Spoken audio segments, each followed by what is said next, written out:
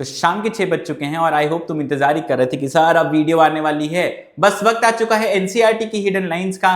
तो करते हैं #5। ऑब्वियस सी बात है 1 2 3 4 और 5 में कोई रिश्ता नहीं है। हर लेक्चर एक यूनिक लेक्चर है। Get set. याद रखना नियम है, ढंग से लाइनों को गो थ्रू करो। आता है तो बहुत अच्छी बात, नहीं आता है तो सीखोगे। लेकिन जो भी केस है, मान लो मैं 10 लाइन कराता हूं तो अपना स्कोर कमेंट सेक्शन में डाले बिना मत जाना। और मैं कल तुम्हारे कमेंट्स पढ़ रहा था और तुमने ऐसा कहा कि सर खाली केमिस्ट्री क्यों, फिजिक्स भी करा दो। तुम्हें तो ऐसे मतलब इतने प्यारे बच्चे हो, पूरा ही खींच लेते हो। कोई बात नहीं, हक से खींच सकते हो। मुद्दा यह है कि अब केमिस्ट्री के भी अपने एनसीईआरटी हिडन लाइंस हम शुरू करने जा रहे हैं इसी चैनल के ऊपर। बहुत जल्द पहली वीडियो आ जाएगी। अभी समय वेस्ट नहीं करते हैं, let us begin with today's NCERT hidden lines. पूरे वीडियो को देखना, स्कोर कैलकुलेट करना, नीचे कमेंट्स में डालना, भाग जाना। Let's begin. सबसे पहले आज की हिडन लाइन हमारे सामने है ये। गेस करना, किसी ने ये एनसीईआरटी में पढ़ा नहीं होगा और फिर भी मैं एनसीईआरटी हिडन लाइन में लेके आया हूं।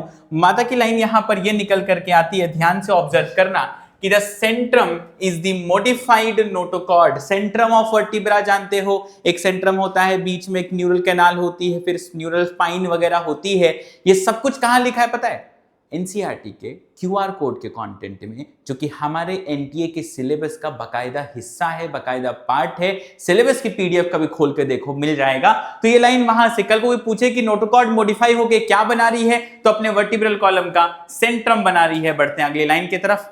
अगली लाइन यहां पर बात करी गई है स्टर्नम की, ब्रेस्ट बोन की बात करी गई है कि it has a hexagonal disc shape at the top called as manubrium and lower end has a reduced bone called xiphoid process। तो यानी कि अगर मैं ऐसे बनाता हूं, ठीक है, इस तरीके से अगर मैं स्टर्नम को बनाता हूं, ये हेक्सागोन तो नहीं बना बट हाँ रफली ये स्ट्रक्चर मेंशन कर रहा हूं। तो ऊपर की तरफ का जो स्ट्रक्चर है इसको मेनुब्रियम कहते हैं, ये बॉडी हो गई। और ये नीचे ये जो प्रोसेस जो उभार सा दिख रहा है, इसे अपन जिफॉइड प्रोसेस के नाम से जानते हैं। स्टर्नम के बारे में एक जरूरी इंफॉर्मेशन, इसको भूलना मत। NCERT hidden lines QR code के कंटेंट से जो हमारे सिलेबस में है, मैं जो जो लाइन करा दे रहा हूं बस उतनी याद रख लो, काफी है तुम्हारे लिए, फिर कोई नहीं फंसा सकता। बढ़ते हम लोग अगली हिडन लाइन की तरफ। अगली लाइन यहां पर है, सबको पता है अपने पास पेल्विक गर्डल है, पेक्टोरल गर्डल है, अपन इलियम स्कैम प्यूबिस फ्यूजन की बात करते हैं, अपन बात करते हैं स्कैपुला और क्लेविकल की बात करते हैं। माता लिखती है कि the clavicle is a long slender bone with 2 curvatures. बोले सर ये कहां लिखा है किताब में? नहीं लिखा है किताब में, क्यूआर कोड के कंटेंट में लिखा है। और वो हिडन लाइंस भी हम यहां पर कर रहे हैं।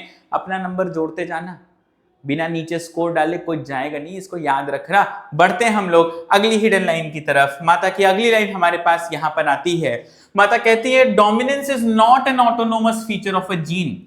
बहुत ही इंपॉर्टेंट भावना है इसकी, इस लाइन को हमेशा याद रखो। बढ़िया एआर के क्वेश्चन बनते हैं। माता क्या कहना चाहती है समझो, कि जैसे मान लो कि अगर मैं तुम्हें देख के ये कह दूं कि तुम कंजूस हो, तो क्या ये कहना सही होगा? नहीं ना। योर कंजूसी depends upon with whom you are sitting। Getting my point? So कंजूसी is again a subjective thing, कि डिपेंड्स अपॉन तुम कहां कब किसके साथ बैठे हो। तो ऐसे ही किसी जीन को देख के उसको डोमिनेंट या उसको रेसेसिव नहीं कहना चाहिए। क्यों? For example capital B small B, capital B small B small B, capital B है round, capital B small B है राउंड, और स्मॉल बी है रिंकल। कैपिटल बी है लार्ज साइज का, कैपिटल बी स्मॉल बी है medium size का, और small B है क्या? छोटे साइज का। यानी कि कैपिटल बी एक ही अपना एलील है। जब मैं साइज की बात कर रहा हूं तो ये इनकम्प्लीट डोमिनेंस शो कर रहा है, जब मैं शेप की बात कर रहा हूं तो ये कंप्लीट डोमिनेंस शो कर रहा है। इसका मतलब dominance is not an autonomous feature of a gene. इस लाइन को एकदम क्लियर रखना। बढ़ते हैं अगले सवाल की तरफ, सवाल बोल रहा हूं सॉरी। बढ़ते हैं अगली माता की लाइन की तरफ। माता यहां कहती हैं अल्फ्रेड साहब के बारे में कि आखिरकार वो कौन महान आदमी था जिसने मैपिंग करी जीन्स की ऑन क्रोमोसोम, ठीक है। और इन्होंने क्या एक्सप्लेन किया समझो। इन्होंने कहा the frequency of recombination between gene pair on the chromosome as a measure of the distance between genes and mapped their position on chromosome. यानी कि लेट्स से मेरे पास 2 जीन्स हैं जो लिंक्ड हैं, तो उनके बीच क्या डिस्टेंस होगी, इसको रिश्ता एस्टेब्लिश करने का काम किसने किया? अल्फ्रेड साहब ने किया, जो मॉर्गन साहब के स्टूडेंट थे। ये भूलने की बात नहीं है, बहुत जरूरी बात है। दूसरी जरूरी बात समझना, याद रखना एक नियम, यहीं पर यह भी कंक्लूजन है कि अगर 1% रिकॉम्बिनेशन होता है तो 1 सेंटीमोर्गन की डिस्टेंस होती है। 1% रिकॉम्बिनेशन इज 1 सेंटीमोर्गन या 1 मैप यूनिट की हम बात करते हैं। इसको भी गलती से भी नहीं भूलेंगे। बढ़ेंगे हम लोग माता की अगली लाइन की तरफ। माता की अगली लाइन हैंकिंग के बारे में है, जिन्होंने 1891 में, जोड़े जा रहे हो ना, अभी कितनी लाइनें हो गई अपने आप गिनो और लास्ट में स्कोर डालना। हाँ, आप सुनो कि हैंकिंग ने कुछ खास कहा। इन्होंने किस चीज पर स्टडी करी समझना, कि could trace a specific nuclear structure all through spermatogenesis in few insects। ये आता है ना सवाल कि कहां काम किस इवेंट के ऊपर डिस्कशन है, तो स्पर्माटोजेनेसिस के ऊपर, किस पे काम, फ्यू इंसेक्ट्स के ऊपर काम, और बाकी तो ज्ञान की बातें हैं। मेरा यहां main focus Henking, year 1891, spermatogenesis, insects, और इन्होंने एक्स शेप्ड स्ट्रक्चर्स का नाम रखा, एक्स बॉडी, जो बाद में पता चला अपना कौन सा है, एक्स क्रोमोसोम की हम बात करते हैं। चलते हैं माता की अगली लाइन की तरफ। माता की अगली लाइन है फिनाइल कीटोन यूरिया के बारे में। This is a common line, सब पढ़ते हैं, मैं फिर मेंशन कर दे रहा हूं। एंजाइम का नाम इंपॉर्टेंट, फिनाइल एलेनिन हाइड्रोक्सिलेज। ये एनसीईआरटी जब फिनाइल कीटोन यूरिया बीमारी पढ़ाती है तब नहीं लिखती है। ये एनसीईआरटी माता तब लिखती है जब माता पढ़ाती है लियोट्रोपी के बारे में, यानी कि one gene controlling many characters के बारे में। तो माता कह रही है कि यार mutation in the gene that codes for the enzyme phenyl alanine hydroxylase, ये एक सिंगल जीन म्यूटेशन है। इस वजह से समस्या क्या क्या होती है देखो, मेंटल रिटार्डेशन होगा, बाल कम हो जाएंगे और स्किन का पिगमेंटेशन हो जाएगा। ये फिनाइल कीटोन्यूरिया के केसेस माता यहां पर मेंशन करती हैं, भूलेंगे नहीं। और चलते हम लोग माता की अगली लाइन की तरफ। माता कहती हैं कि जो ट्राइकोम्स हैं अपने पास मतलब पौधों के पास, in the shoot system are usually multicellular. कल को एग्जाम में आ जाए they are always multicellular, गलत हो जाएगा। लाइन सही क्या होगी, यूजुअली मल्टी सेलुलर। इसको भूलने की गलती से भी मत करना, याद रहेगी ये बात सबको। बहुत ही बढ़िया, शुरू करते हैं फिर हम लोग और आगे आखिरी लाइन की तरफ। आज की एनसीईआरटी हिडन लाइंस में आखिरी लाइन है कि पूरा केबीसी बना दिया ना, आज की आखिरी लाइन है 7 करोड़ रुपए है ना, अलग ही चल रहा है। सुनो ध्यान से, the thin walled urinary bladder is present ventral to the rectum which also opens in the cloaca. अब भाई रट्टा तो मारते सर, क्लोएका है, ब्लैडर है, बेटा थिन वॉल की थिक वॉल, ये भी याद रखो।